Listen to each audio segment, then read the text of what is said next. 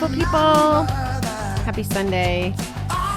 Welcome to 3, 2, 1, no kidding on this. Oh my God, it's such a gorgeous day here. I don't know, it's like 60 or 70 degrees. And for those of you who aren't familiar with upstate New York, that is a blessing in November, especially on November 8th. So I'll take it. I just got back from a walk. We went to the farmer's market and I only bought one thing. So I guess that's good. And actually, I can't even say I bought it because Karen bought it for me because she loves me. Because I gave her presents that someone else gave me. So this whole pay it forward thing really is circling back today for me. Pretty happy, pretty busy today. I have lots of meetings on a Sunday. I've declared Sunday a work day for myself, and that's okay because I need to get ready for Mondays, right? So that's something I'm still sorting through is exactly how my time will work now that life is a little different, but it'll sort itself out. I have faith. So, I got to tell you, I don't have COVID. Yay. My test result came back yesterday about 2 minutes before I was supposed to leave for Friendsgiving last night. And that made me so happy. And I was able to spend quality time with a bunch of fun people. And the host and her family are always amazing. And I got my first turkey dinner of the year. Oh my God. The whole thing. The turkey, the gravy, the stuffing. The whole gamut. Pumpkin pie with pumpkin ice cream and Cool Whip on it. Does it get better than that? I'm pretty sure it doesn't. So thank you. Shout out to Stephanie and Tim and everybody that was there last night. Really had a nice time. Okay. November 8th. Paul Engel says, wisdom is knowing when you can't be wise. One of the most important things we learn in recovery is that we can't handle everything on our own. We couldn't handle our disease alone, and we still can't. Sometimes we still hold on to the hope that someday we'll learn to control our addiction, but it's a false hope. We may be tempted to try some old slippery people or places again, thinking we can handle this just once. Or we may fall into some slippery behavior, being dishonest, a little manipulative, clinging on to our resentment because someone doesn't deserve my forgiveness. That was in quotes. In recovery, we accept powerlessness every day, not just when we first get sober or quit gambling. Recovery is about regaining power over our lives, not over our addiction. This is why we turn our lives over to a higher power. When it comes to our addiction, we can't handle it alone. We can't tempt ourselves with it, and we can't excuse it or use it as an alibi anymore. If we want recovery, we are wise to stick with winners. Go to meetings, stay honest with our sponsor and ourselves, and pray for the strength to recognize our weaknesses. Today, let me recognize what I can handle and ask for help. This reading, I think, applies to everyone, right? Like, even if you weren't necessarily addicted to gambling, but we'll talk about it more in the sense of gamblers wanting to quit and stay well. And for those of you who may not struggle with gambling addiction or any addiction, think about how this can apply to you. So this to me is about asking for help. And this reading, there's a couple parts I like and a couple parts I actually don't maybe agree with completely.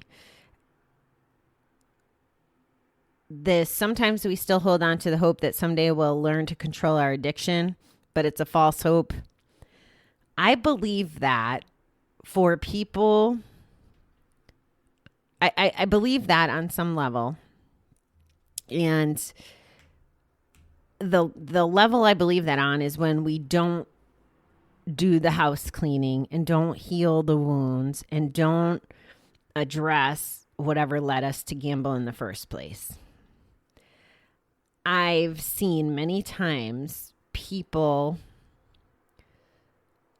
want to, they want to go back, or they want to stay connected to their gambling community, or they're like, oh, I'll go back and I'll try it like an ordinary person. And I haven't gambled in X amount of time. It's not a problem anymore.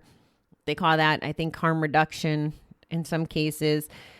And it talks in here about like testing that fate. And if you haven't done the house cleaning, there's absolutely 100% chance that you will fail at this. That's what I believe, because I've seen it happen over and over again, myself included. When I thought I was going back just to play the free play after so many years of not gambling, I was wrong. Maybe it doesn't happen the first time we go back, but gosh, it sure does catch up with us because I never did the house cleaning. I never did the work. We may be tempted to try out some old slippery people and places again, thinking we can handle it just this once. That's the part I totally agree. We can't do that. And these attributes like being dishonest and manipulative and clinging to resentments, that's the house cleaning, right? If we're doing those things and we're not honest enough to call ourselves out or to understand if we're being manipulative or dishonest or harboring resentments, then yeah, absolutely. We're keeping that negative shit in our bucket. So we don't have a shot. We just don't have a shot of success. Now this part, I'm not so crazy about. In recovery, we accept powerlessness every day. And this is part of where my thinking is shifting away from some of the fundamentals of 12-step. Now, I still believe in 12-step. Don't get me wrong. I still think there's a lot of value in working the steps, whether you're an addict or not. But the powerlessness part, I don't like framing it that way, because we do have the power. We have the power to do the work and to be honest and to do the house cleaning. Instead of just saying, I'm broken and I can't gamble to fix my brokenness. Like, that's true. We probably are all broken or have issues or whatever that language looks like. And I hate having the negative connotation in the language. So that's why I'm struggling with that part of it. But how about we reframe it and say, okay, I couldn't control the things that happened, maybe, or maybe in some cases I could. But either way, what I can control is the right now. I can control how I handle things in this moment and in these moments going forward. I could be open-minded. I can choose having good, healthy thinking over having an attitude. Like, it shouldn't feel like we're not in control of our lives, because we are in control of our lives, or we can be in control of our lives. Again, it's not just like we wake up, oh, today I'm in control and everything is great. That's not what I'm saying, guys. That's not what I'm saying at all. I'm saying that we can take back the control if we choose to do the work. I'm watching this with one of my friends now. One of my friends that I know could have used listening to this show the whole time, or could learn from having a counselor or from seeking help or doing the inner work. But she wasn't ready.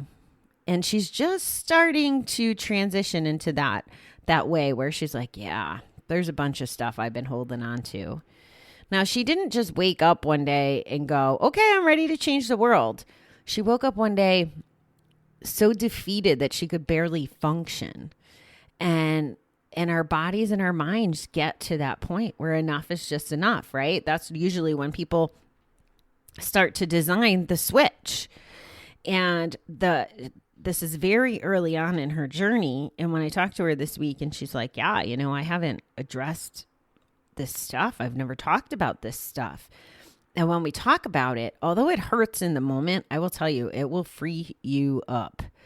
Now, you have to talk to someone you trust and someone that, you can confide in without your secrets turning into drama or judgment. So select carefully would be my advice. But her new life journey starts today. Like, enough is enough. You can call it rock bottom, you can call whatever. And she's not, she wasn't actively drinking. I think she was gambling through the years. It's not for me to say whether or not that was an issue for her. Did she use it to maybe escape? I think so. But again, none of that's my business to say. But what I can say is there's a lot of healing that needs to happen. And now her eyes and ears are open to that. And it's possible for anyone. If it can happen for her after 20 something years of her bucket overflowing into a suitcase, into a family of suitcases, into a truckload of suitcases, if she can get there, you can get there too. So keep that in mind. So take away that powerlessness attitude. Yeah, your powerlessness over gambling, if that's what you're using to medicate yourself and to fuel dragging around the suitcases. But you're not powerless over emptying those suitcases and sorting through them and uncluttering your brain and your soul and your body of all that shit. You do have the power to work on that. When it comes to our addiction, we can't handle it alone. We can't tempt ourselves with it, and we can't excuse it or use it as an alibi anymore. And that's true, right? That's what fuels keeping the negative shit in our bucket, because we're not doing the other things to empty the bucket. If we want recovery, we are wise to stick with winners, go to meetings, stay honest with our sponsor and ourselves, and pray for the strength to recognize our weaknesses. And these are all true. Meetings, whether it's 12-step or Dharma recovery or whatever the things are, it puts us in a place to surround ourselves with folks that hopefully can help lift us up and help us see things that we can't see in ourselves right away. And that's what I would challenge you to do. I mean, there's bullshit in every meeting, right? But, well, maybe not every meeting. I hate using those words too. Oh, I hate using hate. So I guess I'm really screwing up my vocab today. Those words don't serve me, so I want them gone. There's an opportunity at every meeting to learn something if you go in with open ears. And as you listen to other people, think about what the messages are you're hearing and how do they apply to yourself. Some will, some won't. Some may turn on a little light bulb. You might have to hear the same message 100 times, 100 different ways for it to go off. But it will help if you're in that zone of wanting to get better. And you have to be honest. You have to be honest with yourself. And you have to be honest with people along the ride with you. It's one of my frustrations when I'm working with someone and they're lying to themselves, which then makes it so they're lying to me. Because I could see the truth through the bullshit. I can totally see it, even when they can't. But it's not my job to call bullshit because they're not going to hear me. They're not going to be ready. It doesn't work that way.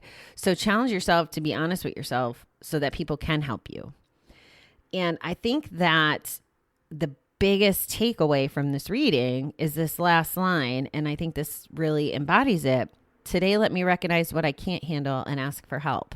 So it's two parts. It's acknowledging what is too much for you to bear and then asking for help. And it's freaking okay to ask for help, guys. Like, think about this. And I'm going to be dark here for a minute. But what about all those people that have committed suicide? What if they had asked for help instead of the alternative? Would you have helped them? If someone called you and said, I think I'm going to take my life today because I don't want to ask people for help, and I think that this is a better solution, what would you do? Do you want to be in that place? It's that serious. And maybe it's not the first couple times, the first little things that you think you need help with or you want to vent with. I mean, I count on you guys for help every single freaking day that I record a show. When I have that opportunity to download and get the stuff off my chest that doesn't need to be weighing down my suitcase. You guys motivate me and help me by being here. Why wouldn't you want to give someone that opportunity to help you or have your listening ears on so you can help other people? There's too much loss around addiction, just too much freaking loss. And we can do better. And it's okay to ask for help. Every single person listening, I imagine. Now, I haven't met you all personally, so I really shouldn't speak for you, but I'm fairly confident that you would prefer someone ask for help over taking their own life or hanging on to the addiction. I just believe that. I believe that with every ounce of me. So if you need help, guys, reach out. If you want to reach out to me, go ahead. Shoot me a DM, Facebook, an email, Instagram, whatever your vehicle is. If you need help, reach out to me. I'll be happy to talk to you. So that's the messaging for today. Take back the power, reframe it, and just be honest with yourself. That's what I hope. Okay, beautiful people. I have lots of fun meetings to go to now, so I am going to bid you farewell for now. I will talk to you tomorrow. I hope that your weekend is ending wonderfully, and I will talk to you soon.